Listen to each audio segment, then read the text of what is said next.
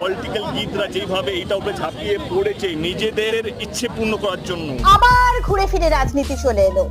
এটা রাজনীতির লড়াই নয়, মানুষের সাথে অমানুষের লড়াই। যেই ভারত সরকার যেখানে বাবরি মসজিদ হয়েছিল সেখানে রাম মন্দির করতে পারে, তাই নাকি? সেই রাম মন্দির নিয়েও তো কম রাজনীতি হয়নি।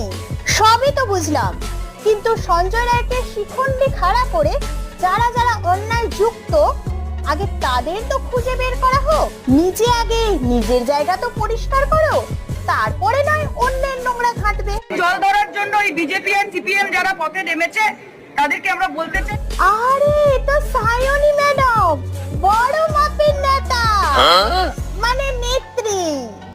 যে মমতা বন্দ্যোপাধ্যায় 4 দিন সময় চেয়েছিলেন, তাতে অনেক আপত্তি ছিল। তাই বলছি যে দিদি, সাধারণ মানুষ 4 দিনেই বুঝে গেছে কে বা কারা দোষটা করেছে আর কে বা কারা